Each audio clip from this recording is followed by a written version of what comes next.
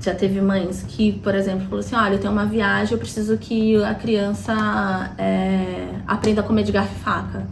Então vai dando tarefas assim pra você, sabe? Então, tipo assim, você é a psicóloga no caso, tipo assim, olha, meu filho precisa fazer tal coisa. Ou ter vergonha, por exemplo, da estereotipia que a criança faz. E falou assim, ó, eu quero que ela acesse. E a gente precisa entender e pensar. Desculpa, a estereotipia são movimentos repetitivos, então tem flapping, que a gente vai chamar, são os movimentos com as mãozinhas. Sim. E aí, essa mãe, por exemplo, ela tinha vergonha. E ele só ficava fazendo flap quando ele tava muito feliz, muito animado. Então, tipo, ele tava numa brincadeira, aí ele começava a fazer. E a mãe sentia vergonha disso. Mas eu sou a Grace, sou uma mulher nordestina, sou mãe, sou moradora aqui do território do Jardim São Luís, sou psicóloga, educadora social e atuo com mães atípicas e grupos de jovens em situação de vulnerabilidade social. O que seria a mãe atípica? São mães que têm filhos que têm alguma condição, algum transtorno, que estão dentro do espectro do autista. A maioria das mães que eu atendo, o diagnóstico das crianças é TEA, que é transtorno do espectro autista. Essas mães em específico, elas têm uma condição um pouco mais favorável, né? O que não impede delas vivenciarem diversas dificuldades que está dentro do espectro traz, né? Sendo com dinheiro ou sem dinheiro, mas com o dinheiro existem algumas facilidades. Mas eu acho que o mais incrível de atender essas mães é que a nossa temática, aquilo que a gente vai trabalhar com elas, pouco aparece as crianças. E aí o que eu acho de interessante é que talvez esse espaço da psicoterapia seja o lugar para elas poderem ser além de mães e além de mães atípicas. Então elas poderem ali falar delas, poderem falar das situações delas.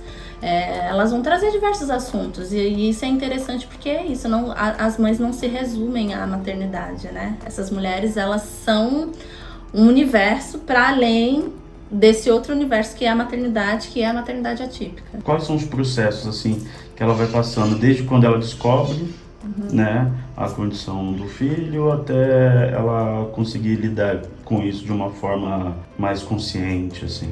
Na psicologia a gente vai falar tudo depende. E depende mesmo, porque cada caso é um caso, cada pessoa vai lidar de uma maneira diferente, mas geralmente o que acontece é o processo de identificar que existe alguma coisa diferente, né? E geralmente são as mães que vão perceber essa peculiaridade, essa diferença. E aí algumas podem entrar num estágio de negação, outras de uma investigação incessante. Eu tenho uma amiga que faz parte de um projeto comigo que ela desde sempre sabia que tinha alguma coisa que não estava dentro do processo de desenvolvimento de uma criança, né? Como de uma assim? Criança típica. Dentro daquele livrinho, dentro da caderneta de vacina, por exemplo, a gente tem os marcos do desenvolvimento. Então, a criança com certa idade é esperado que ela faça determinadas coisas. E aí, se chega a determinada idade, ela não desenvolve, não está conseguindo evoluir, desenvolver certas habilidades, isso é um ponto de atenção. E aí as mães geralmente, né, pegam esses pontos que não estão sendo desenvolvidos e aí começa a busca. E aí essa busca é bem desafiadora e depende também do nível de suporte que a criança tá.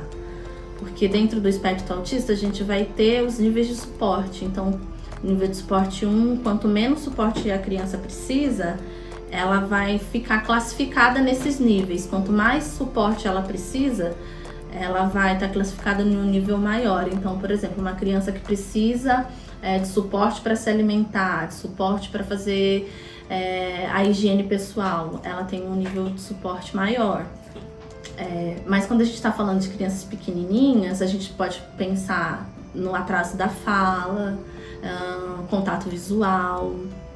E tem algumas características que são mais, eu acho que popularizadas, mas as características são diversas. E aí é importante também olhar que cada indivíduo é um indivíduo. Então, por mais que tenham essas características popularizadas, conhecidas, cada criança, cada pessoa vai ter uma maneira de ser e existir. E que pode ser por conta do espectro ou pode ser que não também.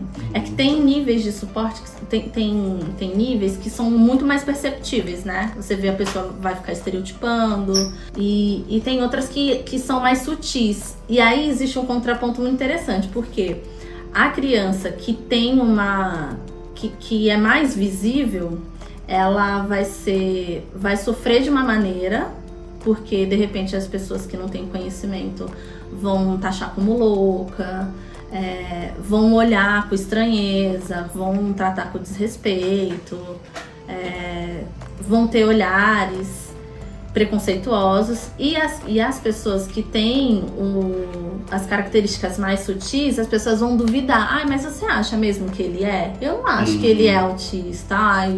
E aí só quem convive que vai entender, né? É o caso dessa minha amiga, por exemplo. Que não estava tão visível. Hoje não está tão visível. Quando ele era menorzinho, aí ele tinha a questão do refluxo, que ele regurgitava. Tem a questão da sensibilidade auditiva, olfativa, do olfato. Às vezes tem crianças que tem das luzes. Nesse caso das mães que é mais sutil, ela passaria por dois processos? Do tipo, um processo de... Primeiro, ela acreditar, porque tem isso, né, da pessoa negar de primeiro momento, né? Tem muitas. Primeiro de ela aceitar a condição do filho e depois de ela ter que mostrar para as pessoas que o filho dela tem aquela condição? Tem porque tem as pessoas que duvidam, né? Mas aí isso é uma questão muito singular, que aí cada pessoa vai agir de uma maneira, né? Essa minha amiga tem uma outra amiga que ela fala assim, Tati, porque são crianças desafiadoras, né? E que vão exigir bastante. E aí ela fala que ela muda de casa. Porque cansa, chega uma hora que cansa, você não tem mais fôlego para poder lidar com as situações, e eu acho mais que legítimo esse sentimento, e por isso que eu acho que é interessante ter esse espaço do atendimento que eu faço com elas, porque talvez esse espaço seja o respiro onde que elas não precisam justificar, explicar, dar aula para ninguém. A Vanessa Ziotti é uma advogada que ela tá dentro do espectro e ela tem trigêmeos, e os trigêmeos estão dentro do espectro também. E uma vez ela foi acho que no Poupa Tempo, resolver uma questão da CNH. E aí sentou uma mulher, e ela é uma mulher que é super funcional, né? Porque acho que também é interessante explicar isso. As pessoas que estão dentro do espectro, elas podem ser funcionais e ter uma vida com qualidade, uma vida com ativa, né? Com emprego, com ciclo de amizades, uma vida social, né? Enfim, aí ela tava lá resolvendo a questão da CNH dela, e aí chegou uma senhora, esses autistas, não sei por que saem de casa, não sei. E aí começou, sabe, fazer uma série de reclamações assim, porque pega o lugar, que não sei o que. E aí ela tava falando com uma mulher, não só que tá dentro do espectro, mas que é mãe de trigêmeos, e os meninos estão dentro do nível de suporte 2, 3. Como que é o suporte 1, 2 e o 3? Você classifica? Como que você classifica, quais são as características principais e até onde vai? Tá. São 3 níveis de suporte, e a gente classifica de acordo com o nível de suporte que a pessoa precisa para ter. Então, por exemplo, uma pessoa que está dentro do espectro, que tem habilidades que consegue ser uma pessoa funcional, e necessita de um nível de suporte menor, ela vai estar no nível 1. A pessoa, e aí é gradativo. A pessoa que precisa de um pouco mais de suporte, 2 e o 3. Então a gente tem pessoas que são super funcionais, que trabalham, que moram sozinha, que cuidam tem uma vida comum, conseguem desempenhar todas as atividades sociais.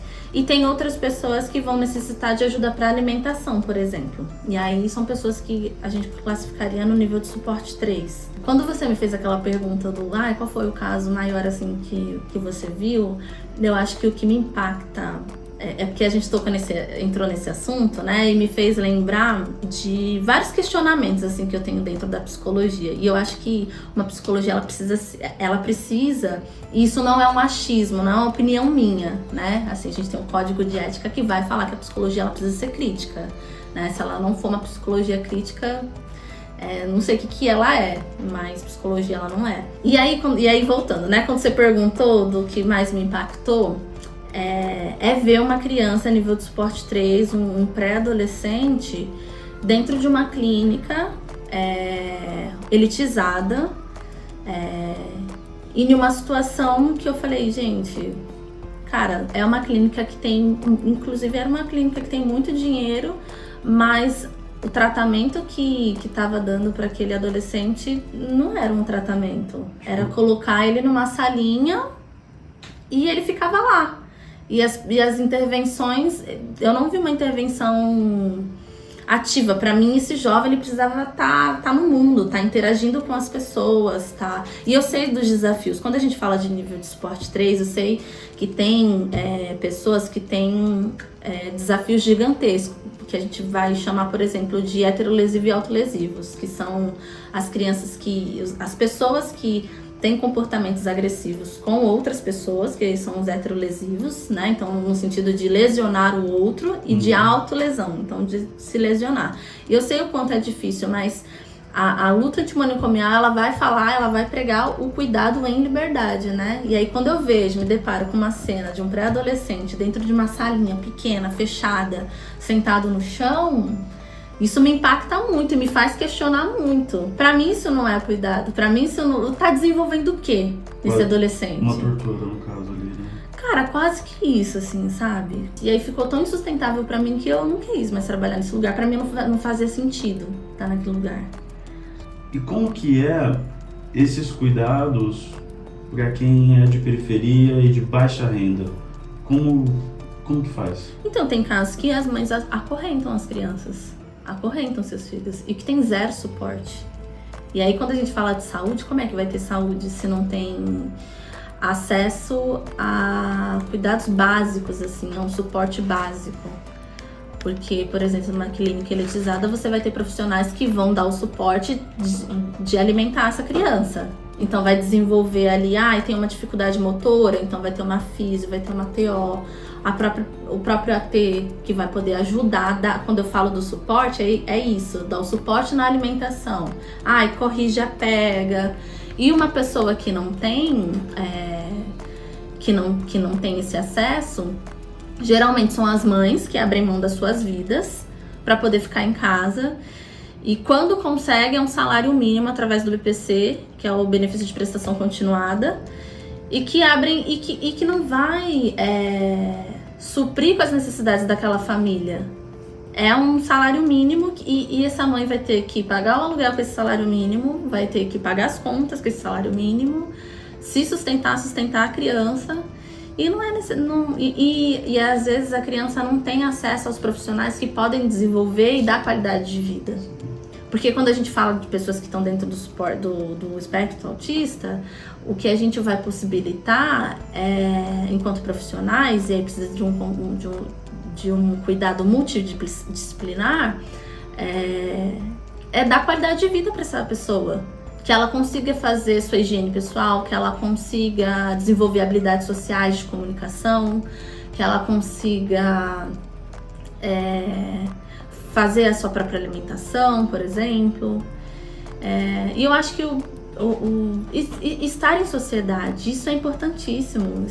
Existe limitação, até na própria psicoterapia, existe uma limitação. Quando eu atendia um jovem de nível de suporte 3, o que eu mais falava em supervisão era o quanto que era importante, o quanto que estar ali naquele momento era importante para a pessoa que estava sendo atendida, mas que eu também tinha as minhas limitações, né? Não enquanto profissional, mas enquanto psicoterapia, né? Porque eu acho que foi uma ideia que a gente trocou, que a psicoterapia ela não é esse lugar salvador, né?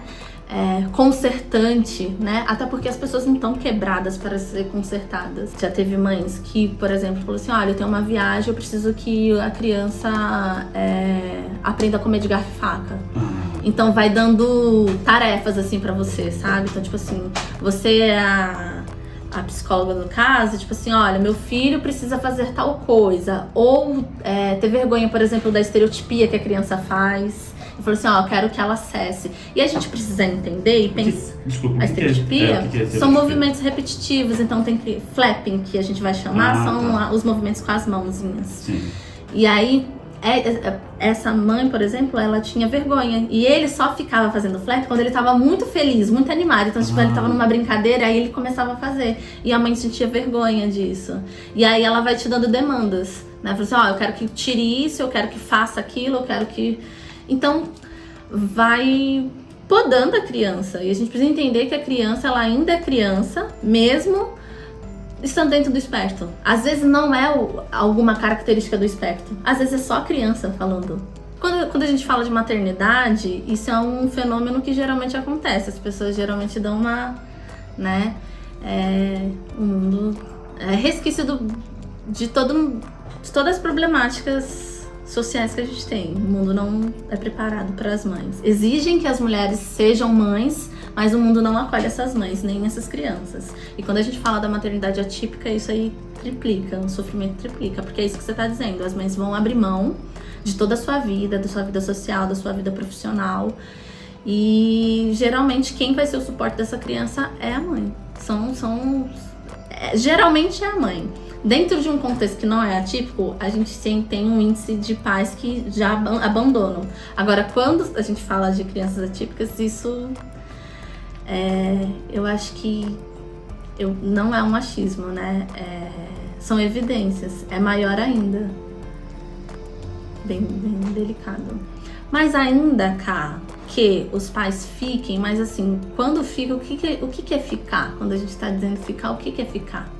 Porque quando você vai em clínicas, por exemplo, a maioria que você vê são mulheres que levam suas crianças. Então, assim, por mais assim, tá bom, mas ele ficou. Tá, mas ele não vai levar a criança nas terapias, não vai fazer acompanhamento.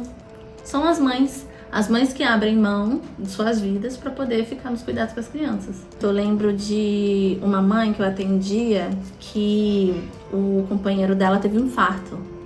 E aí ela estava sofrendo não pela situação que o companheiro passou. Ela sofria porque era só ele e ela e a criança. E ela pensava assim, se acontece alguma coisa com ele, eu tô desamparada. Ela não era uma mulher aqui de São Paulo, né? Ela era uma mulher do Nordeste, a família inteira tava lá. E aí ela pensava, somos só nós dois. Se você falecer, como é que eu vou fazer aqui com essa criança? E aí ela tava falando de uma outra família que o desejo do pai era que ele morresse junto com o filho. Nossa. Porque o que acontece, cara, é que se não são os pais que estão ali pra ficar com aquelas crianças, depois que eles partirem, quem é que vai ficar? Bom, para finalizar, me fala, dentro da sua profissão, um momento feliz. O que mais te impactou positivamente? Eu acho uma grande dádiva a gente poder fazer o acompanhamento da vida, assim, das pessoas. Eu ouvi agora no final do ano uma frase que me deixou muito feliz de um paciente que eu atendo, que ele falou assim, obrigada por ter tirado a minha vida de risco.